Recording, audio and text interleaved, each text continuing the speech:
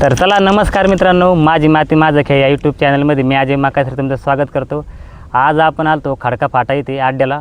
भव्य दिव्य असा अड्डा भरला आहे आणि त्या अड्ड्यात तुमच्या सगळ्यांचे लाडके ड्रायव्हर घुंगरू ड्रायव्हर आपल्याला भेटले.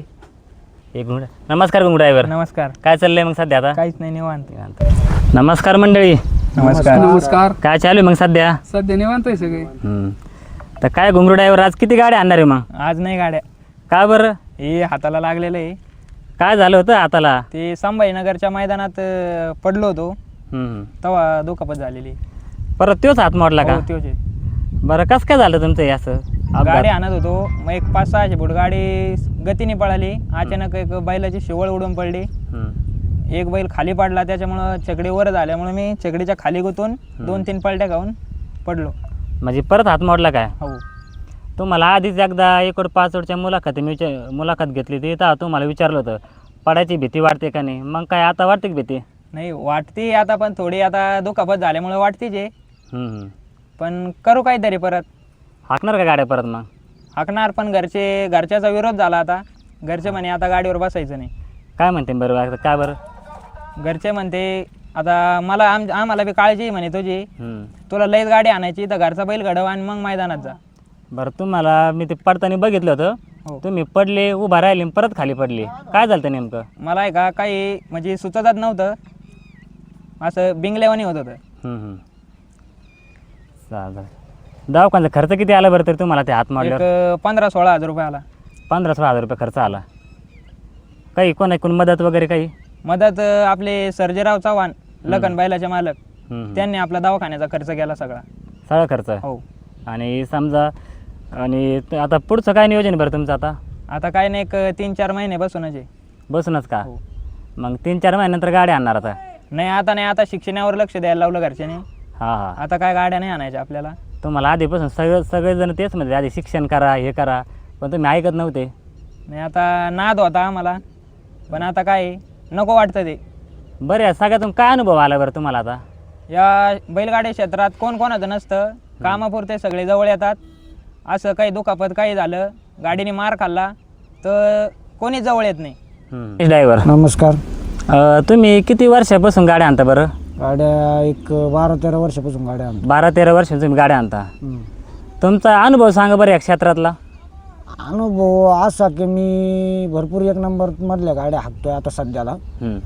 अनुभव हा आहे का ह्या क्षेत्रामध्ये माणूस फक्त माणसाला कामापुरतं जवळ करतं. ज्यावेळेस तुमचं स्वतःचं काहीतरी तुम्ही अस्तित्व याच्यामध्ये निर्माण करशाल त्यावेळेसच माणूस सक्सेस बैलगाड्या क्षेत्रात. नाही तर तुम्ही ड्रायव्हर म्हणून जर राहिले, ड्रायव्हर म्हणून जर वागले तर ह्या क्षेत्रामध्ये तुम्हाला काही किंमत नाही. तुम्हाला कामापुरतं जवळ करणार, तुमच्याकडून गाड्या हाकून घेणार, बस. आता जे नवीन ड्रायव्हर आहेत त्यांना काय तुम्ही सल्ला देता बरं? नवीन ड्रायव्हरांना हेच सल्ला, एक तर नवीन झालेले ड्रायव्हर असते त्यांनी शिक्षण कंप्लीट करायचं, आपलं काहीतरी असं काहीतरी करायचं का आपल्या स्वतःचं बैल किंवा घोडा किंवा हे काही असल्यावरच तुम्ही साईड बिझनेस म्हणून हे बैलगाडी क्षेत्र जपा, बैलगाडी ड्रायव्हर की जपा. का तुमचा बैल आहे, तुम्ही खेळात घेऊन जाता, त्याला भाडं असतं 3-3.5 हजार रुपये गाडीला. त्यामुळे 2-3 गाड्या हाकायच्या, आपलं भाडं थोडं निघतं.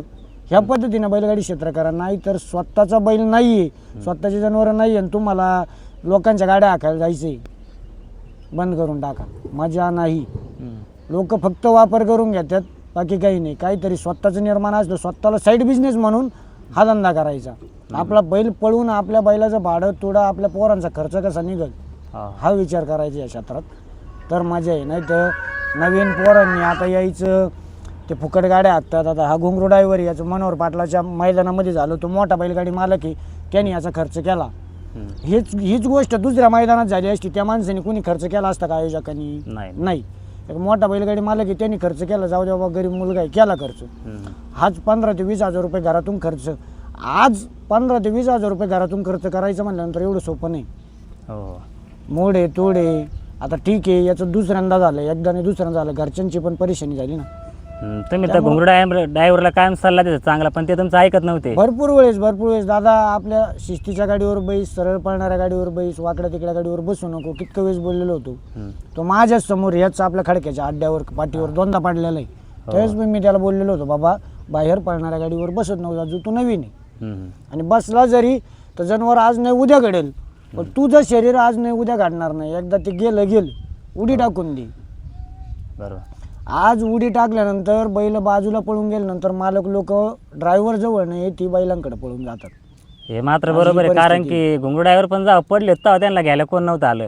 हा, मला ते बोलायचं काय, स्वतःचं काहीतरी स्वतःचा बैल आहे, मग हा बैल आपल्याला पळवायचा आहे बुवा, आपली परिस्थिती गरीब आहे, मग आपण ड्रायव्हर आहे, तर 4 जणांचे फोन येतात बाबा गाडी हाकशील का, मग त्यावेळेस त्यांना हा म्हणायचं. आणि गाडी हाकताना परिस्थिती आज पोरं घेतात 200-300 रुपये गाडी हाकून, त्याच्यामध्ये तुमचं काहीही भागत नाही.